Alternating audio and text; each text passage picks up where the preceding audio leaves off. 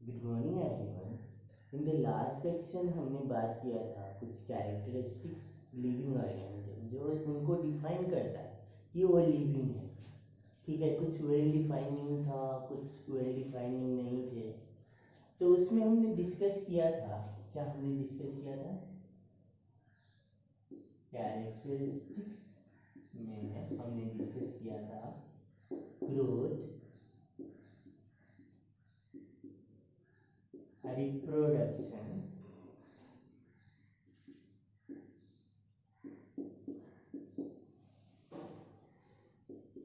Metabolism,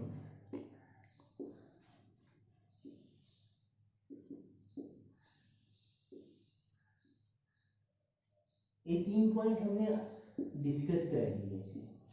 actually growth में क्या होता है कि इंक्रीज बॉडी का मास इंक्रीज होता है, नहीं तो इंडिविजुअल्स का नंबर इंक्रीज होने वाला फेनोमेना को ग्रोथ बोलते हैं। यहाँ पे जाके हमने जब ग्रोथ का ऑब्जर्व किया तो हमने देखा कि कुछ एक्सेप्शंस भी आ रहे हैं, जैसे कुछ नॉन लिविंग ऑर्गेनिजम्स भी ग्रोथ वाले फेनोमेना दिखा रहे हैं। जैसे देखोगे तो माउंटेन का बात किया गया था हमने ग्रोथ में, we have talked about mountain. Stones का बात किया गया था जिनका फॉर्मेशन होता है, बट इनका फॉर्मेशन प्रक्रिया में क्या होता है कि जो मास है, जो बॉडी मास बढ़ता है, ठीक है, वो बढ़ता है by accumulation of mass from outside, बाहर का मास बढ़ रहा है। बट जैसे हम सेल डिवीजन ऑब्जर्व किया, when you talk about the cell division में क्या हो रहा था, इनसाइड से हो रहे थे। सो इंट्रिंसिक ग्रोथ जो है लिविंग ऑर्गेनिजम्स शो करता है, बट एक्सट्रिंसिक ग्रोथ के केस में नॉन लिविंग ऑर्गेनिजम्स भी आते हैं। That's why the growth is not a well defining characteristic of living organisms. अब दूसरा बात किया था हमने रिप्रोडक्शन का, ठीक है। तो रिप्रोडक्शन क्या होता है? एक वो बायोलॉजिकल फेनोमेना है, वो बायोलॉजिकल प्रक्रिया है जिसमें एक लिविंग ऑर्गेनिज्म एक नया लिविंग ऑर्गेनिज्म पैदा करता है, प्रोड्यूस कर रहा है। और वो जो नया लिविंग ऑर्गेनिज्म प्रोड्यूस हो रहा है उनका कुछ हद तक सिमिलैरिटीज होता है उन लिविंग ऑर्गेनिजम्स के साथ जो प्रोड्यूस करता है। ये फेनोमेना को रिप्रोडक्शन बोलता है। बट यहाँ पे देखेंगे तो नॉन लिविंग ऑर्गेनिजम्स रिप्रोड्यूस नहीं कर रहे हैं। नॉन लिविंग ऑर्गेनिजम्स एक से दूसरा नया कोई नहीं बना रहे अपने आप, बट सारे लिविंग ऑर्गेनिजम्स इस फेनोमेना में पार्ट नहीं ले रहे हैं।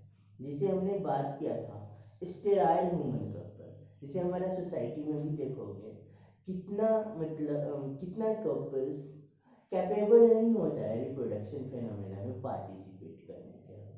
क्या वो लिविंग नहीं है? हम नहीं बोल सकते उनको लिविंग, वो लिविंग है क्योंकि वो रिप्रोडक्शन छोड़ के बाकी जो कैरेक्टरिस्टिक्स है वो ग्रोथ दिखा रहे हैं, वो उनका बॉडी डेवलपमेंट है, उनमें बॉडी में मेटाबॉलिज्म हो रहा है। तो उनको हम ग्रोथ, उनको क्या लिविंग तो बोल सकते हैं, बट ए रिप्रोडक्शन फेनोमेना को हम क्या बोलते हैं कि वेल डिफाइनिंग कैरेक्टरिस्टिक्स में कंसीडर नहीं करेंगे।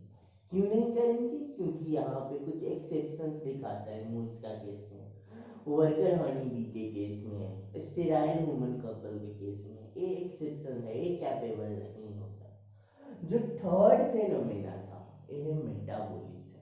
मेटाबॉलिज्म का मतलब क्या है? जितना भी केमिकल रिएक्शन और बायोकेमिकल रिएक्शन जो हमारा बॉडी का अंदर होता है, उन सारे केमिकल्स रिएक्शंस को हम बोलते हैं मेटाबॉलिज्म, ठीक है।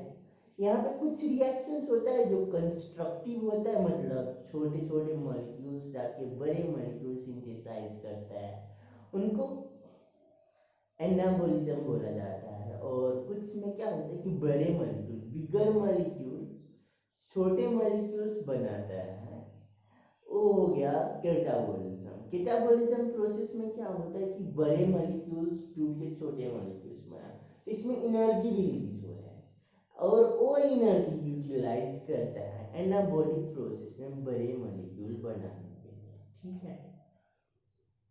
और ये मेटाबॉलिज्म्स ऐसी कैरेक्टरिस्टिक है जो हर लिविंग ऑर्गेनिजम्स में पाया जाता है, ठीक है। तो उसी कारण से इनको हम मेटाबॉलिज्म को हम डिफाइनिंग कैरेक्टरिस्टिक बोलते हैं। ओके, द फोर्थ वन और the today's topic is consciousness.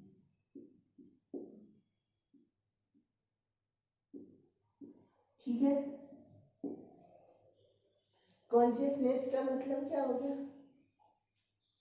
Awareness, जो हर लिविंग ऑर्गेनिज्म जो सराउंडिंग से अवेयर होता है, सराउंडिंग के साथ रिएक्ट करता है, इंटरएक्ट करता है, उन उन फेनोमेना को ये कॉन्शियसनेस बोलते हैं, ठीक है। जैसे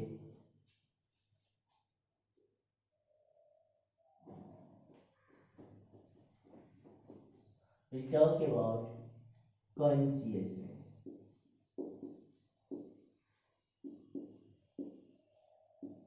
कॉन्शियसनेस क्या है? Awareness of living organisms.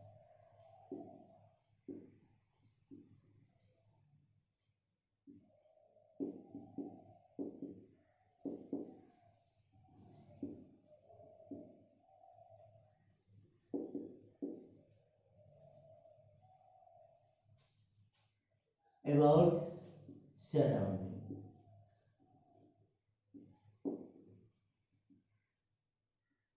क्या है? लिविंग ऑर्गेनिजम्स कैसे मतलब सराउंडिंग के साथ इंटरेक्ट करते, कैसे अलर्ट है कि अब चलो जाकर टेम्परेचर बढ़ गया, जैसे ह्यूमन बीइंग का एग्जांपल ले लो, जैसे बाहर का सराउंडिंग टेम्परेचर बढ़ गया तो हम क्या करते हैं, हम ऐसे छाए जगह में चलाते जहाँ पे कम टेम्परेचर हो, तो हमारा बॉडी का टेम्परेचर मतलब हमारा बॉडी का होमोस्टेसिस मेंटेन करने, है ना। जब देखते हो कि कुछ गलत हो रहा है हम रिएक्ट करते हैं, कुछ अच्छे हो रहे हैं हमें एक्साइटमेंट होता है, तो ये क्या है, it is also a type of consciousness और टाइप ऑफ रिएक्शन जो हम शो कर रहे हैं, ठीक है। जैसे जैसे प्लांट का केस में ले लो, जैसे प्लांट, आप बोलोगे प्लांट कैसे ये कर रहा है, how plant is conscious about themselves, plant अपने आप को कैसे प्रोटेक्ट कर रहा है, हार्श इन्वायरमेंट से और इन्वायरमेंटल सिचुएशन से। जैसे हो गया, क्या होता है, फोटोसिंथेसिस, सिंपल फेनोमेना है।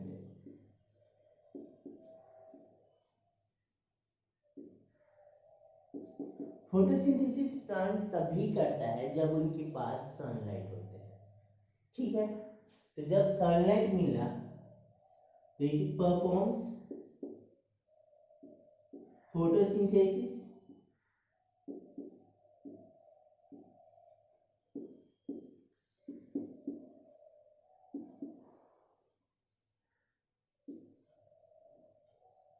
In the presence of sunlight, ठीक है। जैसे वो प्लांट हमने देखा होगा, touch me not plant, mimosa plant, तो उसमें क्या होता है, हम टच करते हैं तो वो क्या, उनका लीव्स फोल्ड हो जाते हैं, है ना। तो वो क्या करते हैं, हमारा टच के रेस्पॉन्स कर रहा है, means it is responsing, it is giving response to our touch. तो वो भी है, मतलब हमारा टच के बारे में कॉन्शियस है वो, है ना। That's why it is showing some sort of interaction with us, हमारे साथ में कुछ इंटरैक्शन दिखा रहा है। जैसे चलो प्लांट आप बोलोगे हायर ऑर्गेनिजम्स, कुछ बहुत लोअर ऑर्गेनिजम्स ले लेते हैं, जैसे हो गया बैक्टीरिया, है ना। बैक्टीरिया के बारे में बात करेंगे, बैक्टीरिया कैसे कॉन्शियस है, हम बोलेंगे बैक्टीरिया तो बहुत छोटी चीज है, कॉन्शियसनेस कैसे देखा है। देखो एक एग्जांपल लेते हैं, जब बैक्टीरिया को लगता है सराउंडिंग सिचुएशन ठीक नहीं है, ठीक है, सराउंडिंग सिचुएशन उनके सर्वाइवल के लिए ठीक नहीं, तब ये क्या करते हैं, अपने चारों ओर से सिस्ट फॉर्म करता है। सिस्ट मतलब हो गया कि बहुत हार्ड लेयरिंग जो रेसिस्ट करता है बाहर इन्वायरमेंट से इनको, जो प्रोटेक्ट करता है इनको फ्रॉम हार्श इन्वायरमेंट। जैसे इनका हो गया कि सिस्ट फॉर्मेशन,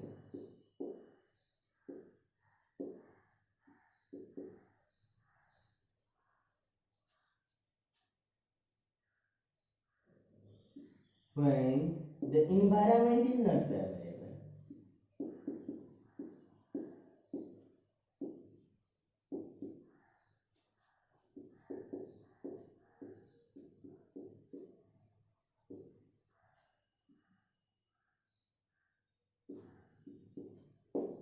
और वो क्या करते हैं, सिस्ट फॉर्म करता है अपने चारों ओर and it protects itself from unfavourable situation. और जब जाके फेवरेबल सिचुएशन आता है तो क्या करते हैं, वो सिस्ट डिसॉल्व हो जाता है, बैक्टीरिया भी बाहर एक्सपोज हो जाता है। तो क्या होगा कि इनको मतलब protecting themselves from harsh environment and understanding the environmental condition. क्या करेंगे, देखो जब इन्वायरमेंट अनफेवरेबल है, सिस्ट बना के अपने आप को प्रोटेक्ट कर लिया। जब इन्वायरमेंट फेवरेबल है, जब इन्वायरमेंट का सिचुएशन अच्छा है, तो उस टाइम में क्या करता है कि सिस्ट को ब्रेक कर देता है, फिर normal bacteria will come out और वो जाके अपने आप को मतलब फिर नॉर्मल लाइफ जीने लगता है। इस हिसाब से हम देख रहे हैं कि बैक्टीरिया भी अपने प्रति और अपने और थोड़ा कॉन्शियस है ना। दे आर इवन बैक्टीरिया जो प्रोकार्योट्स हैं वो भी खुद के प्रति कॉन्शियस है। इसे ह्यूमन बीइंग के बारे में बात किया जाए, the most advance form,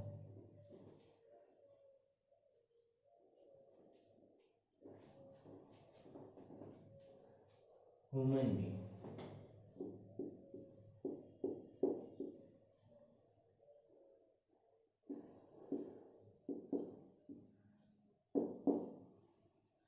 human being क्या है, most advance form of living organisms है और हमारे पास self consciousness has 4 different types of things.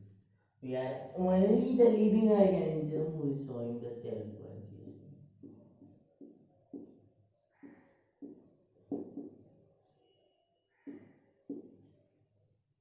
But a self consciousness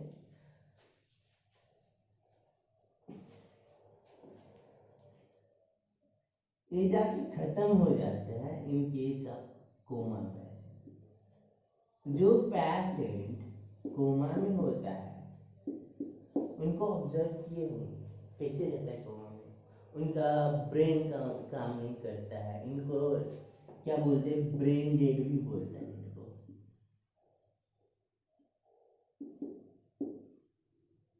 इनका जो भी बॉडी फंक्शन है मशीन के सपोर्ट से किया जाता है। तो इन्होंने कोई सेल्फ कॉन्शियसनेस नहीं दिखाता इस केस में। क्या हम इनको लिविंग बोल सकते हैं? हो सकता है कि जो कोमा पेशेंट है ना उनका डेथ भी हो सकता है। There like high chance that they will die. So the patient in a coma, जो कोमा में जो पेशेंट है उनको हम लिविंग बोलेंगे कि नॉन लिविंग बोलेंगे? वेदर इट इज लिविंग और नॉन लिविंग, क्या बोलेंगे इनको?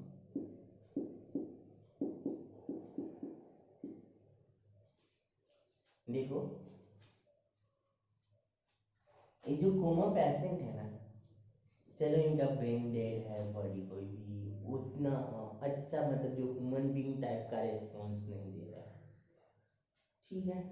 But one thing it is doing, understand this thing, one thing it is doing, वो क्या करता है कि जो मेडिसिन हम दे रहे हैं कोमा पेशेंट को, मेडिसिन दे रहे हैं, उनके साथ इनका बॉडी इंटरैक्ट करता है, ठीक है।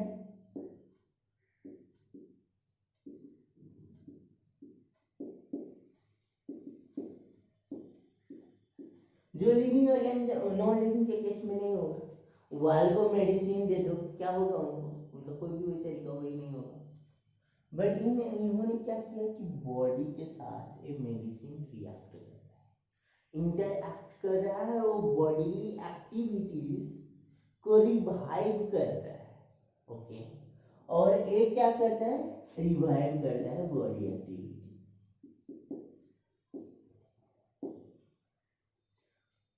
इसमें again give normal human life.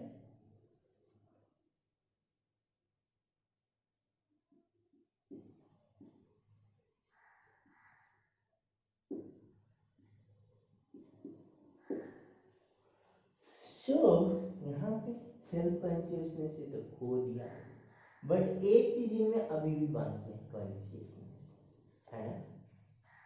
So this consciousness is also regarded as defining characteristic of living organisms.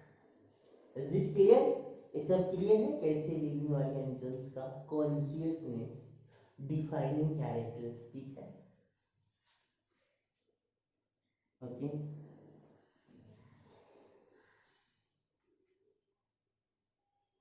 so we can say that consciousness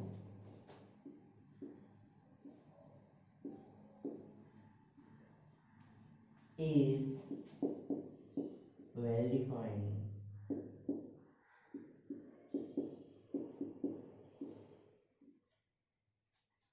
characteristic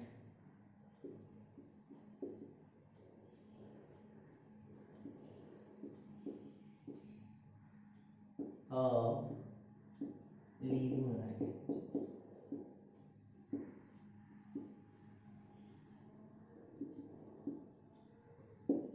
ठीक है, इसी कारण से हम कॉन्शियसनेस को वेल डिफाइनिंग कैरेक्टरिस्टिक बोलते हैं।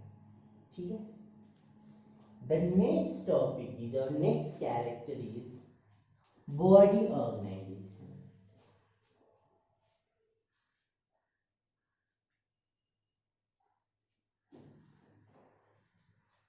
बॉडी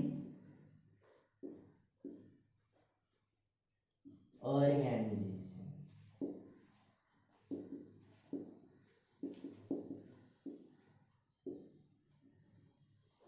सिंपल है, वर्ड से लिविंग ऑर्गेनिज्म बोलते हैं, लिविंग बींग्स को लिविंग ऑर्गेनिजम्स क्यों बोलते हैं, क्योंकि इनका जो बॉडी है वो सर्टेन लेवल ऑफ ऑर्गेनाइजेशन दिखाता है। जैसे जाके देखो हमारा बॉडी देखो, तो it is made up of large number of cells which unite to form the organs.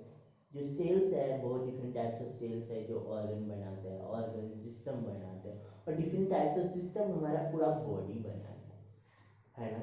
और वो सारे सिस्टम एक दूसरे से इंटरएक्ट करके हमारा कंप्लीट बॉडीली फंक्शन परफॉर्म करता है ना।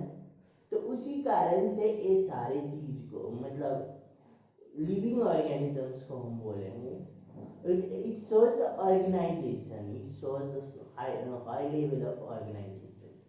जैसे हम बात करेंगे, देखो मॉलिक्यूल्स की बात करते हैं, different types of molecules organize together to form cell organelles,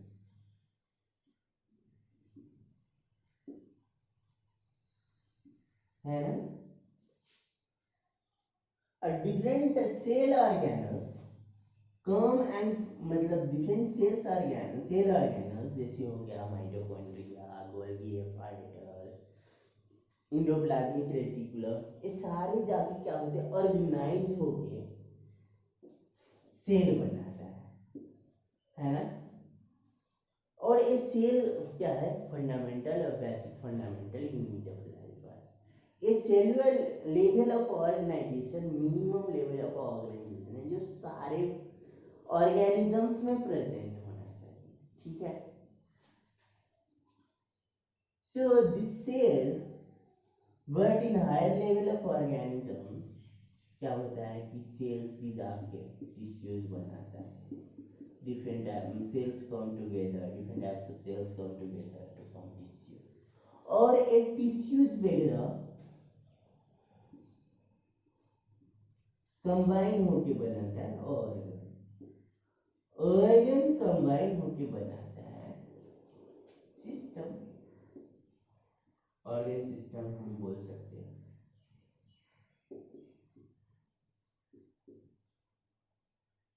organ system combine होके बनाते हैं क्या,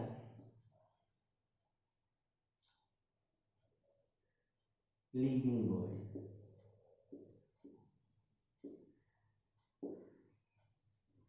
यहाँ पे हमने क्या देखा कि मॉलिक्यूल्स है, वैसे मॉलिक्यूल्स को स्कैटर्ड फॉर्म में रख दिया तो molecules will not give any form of life, वो कोई वैसे फंक्शन नहीं देगा जो सेल ऑर्गेनल्स करता है।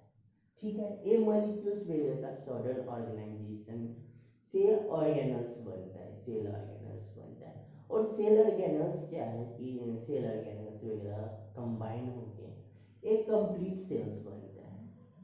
ठीक है, और वो complete cells different type of cell जो है, मतलब एक क्या बोलेंगे सबसे फंडामेंटल यूनिट ऑफ लाइफ है, वो कंबाइन होकर टिश्यूज बनाता है, टिश्यू कंबाइन होकर बनाता है ऑर्गन, और ऑर्गन कंबाइन होकर ऑर्गन सिस्टम, और डिफरेंट ऑर्गन सिस्टम कंबाइन होकर living body.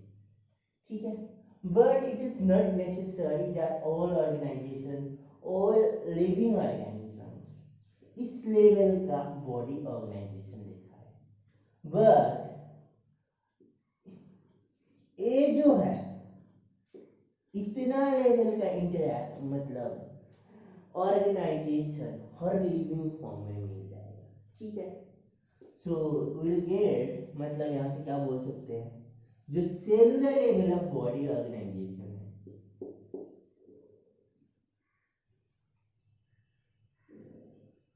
Level of body organisation, body organisation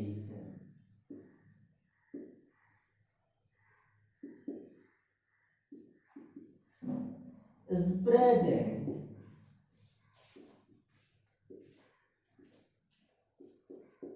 in all types of living organisms.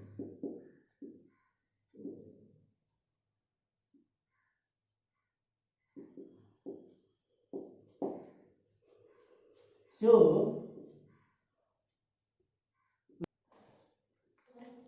ठीक है, तो हमने देखा कि cellular level of body organisation हर लिविंग ऑर्गेनिजम्स में प्रेजेंट। ठीक है, तो ये है मतलब cellular level of body organisation को भी हम well defining characteristic of living organism बोलते हैं। It is also well defining character.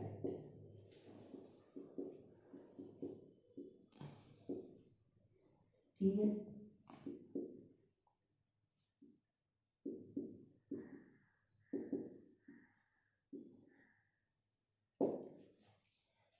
यहाँ देखा गया कि जो cellular level of body organisation है ये हर में प्रेजेंट है, हर लिविंग फॉर्म में प्रेजेंट है, वेदर ये है प्रोकारियोट्स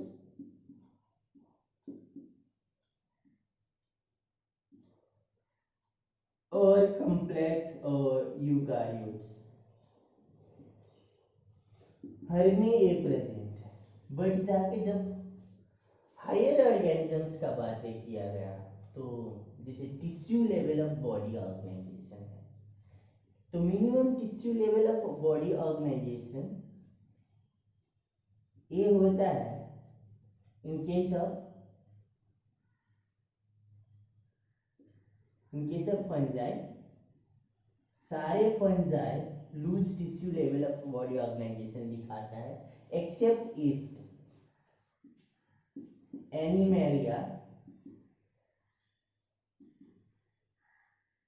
प्लांटा।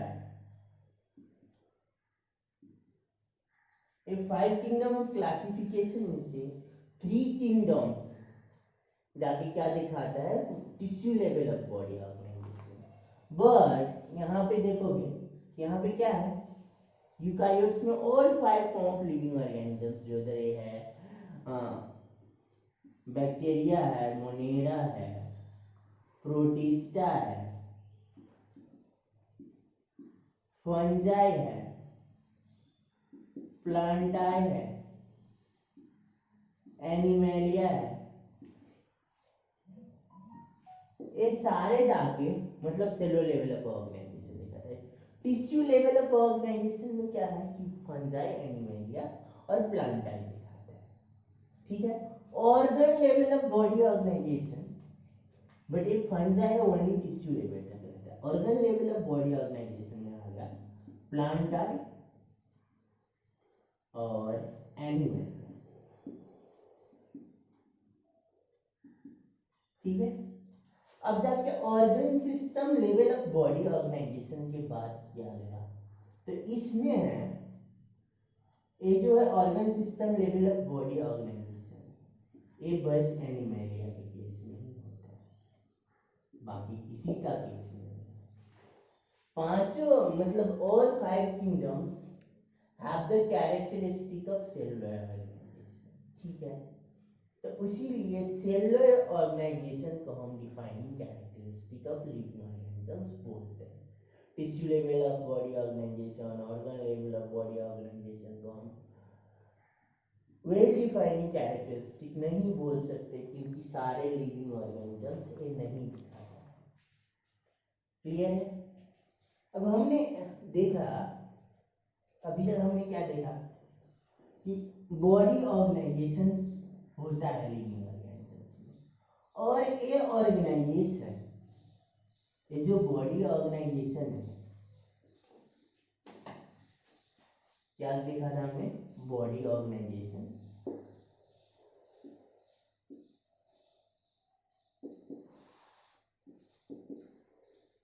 देखा था हमने हर लिविंग ऑर्गेनिजम्स में, बट ये बॉडी ऑर्गेनाइजेशन का बात किया गया, तो ये बॉडी ऑर्गेनाइजेशन लिविंग ऑर्गेनिज्म बिना दूसरे के हेल्प से करता है, ठीक है, without any help from other. मतलब ये क्या बोल सकता है इनको कि लिविंग ऑर्गेनिजम्स है वो क्या है, सेल्फ ऑर्गेनाइजिंग, ठीक है। ये क्या है, सेल्फ ऑर्गेनाइजिंग, खुद का ऑर्गेनाइज खुद से करता है, किसी पे डिपेंडेंस नहीं है।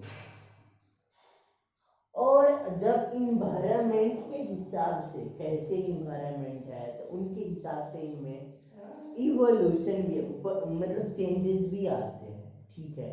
जिसे देखोगे जो हॉट वेदर में रहता है, जो human beings background, human being का ही एग्जाम्पल है, तो जो अफ्रीका रीजन में होता है उनका स्किन में क्या होता है, हाई मेलानिन प्रोडक्शन होता है। जो जाके यूरोपियन और कोल्ड कंट्री में रहता है उनके स्किन में मेलानिन प्रोडक्शन कम रहता है, और ये मेलानिन क्या करते हैं, सनलाइट से बचाता है।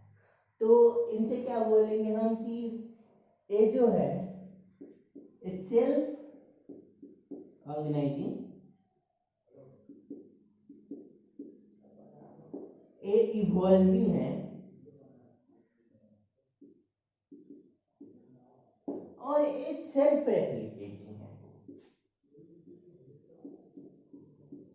क्या है, सेल्फ रेप्लिकेटिंग।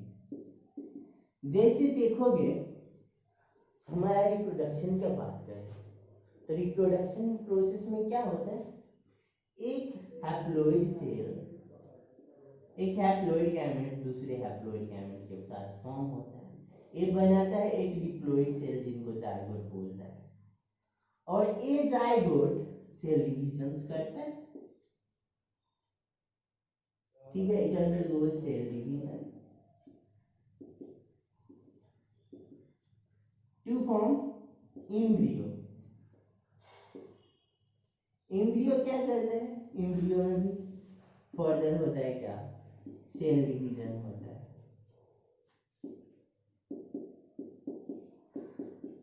सेल स्पेशलाइजेशन होता है, सेल डिफरेंशिएशन होता है,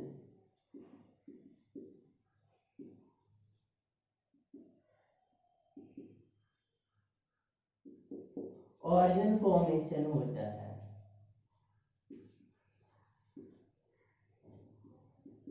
ऑर्गन सिस्टम फॉर्म होता है,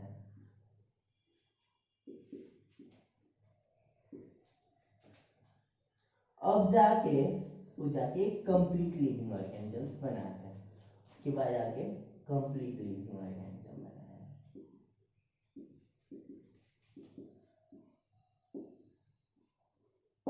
यहाँ पे क्या देख रहे हैं हम कि ये क्या कर रहे हैं, अपने आप को सेल्फ रेप्लिकेट कर रहे हैं, एक दो गैमेट से एक पूरा कॉम्प्लेक्स लिविंग ऑर्गेन जैसे ह्यूमन बना दिया। तो इनमें कितना, जैसे एक सेल, वन सेल से जब कंप्लीट ह्यूमन बीइंग बनता है तो ट्रिलियंस ऑफ सेल्स वाले सिस्टम बना देता है।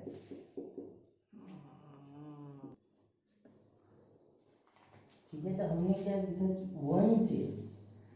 वन सेल जो जाइगोट होते हैं, इनसे क्या होता है कि ट्रिलियंस ऑफ सेल्स वाले ह्यूमन बीइंग बन जाते हैं,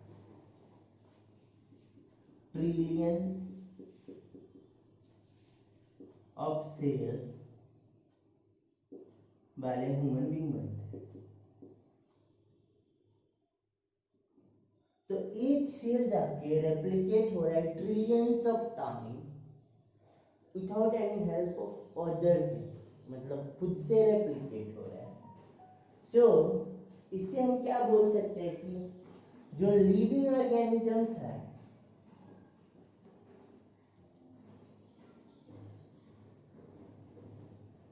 इन चीजों से हम क्या बोलेंगे, जो लिविंग ऑर्गेनिजम्स है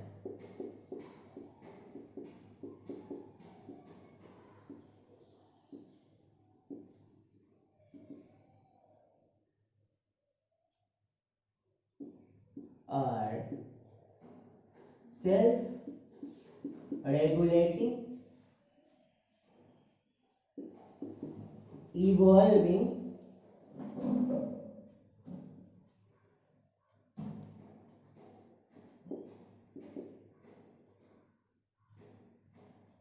and self-replicating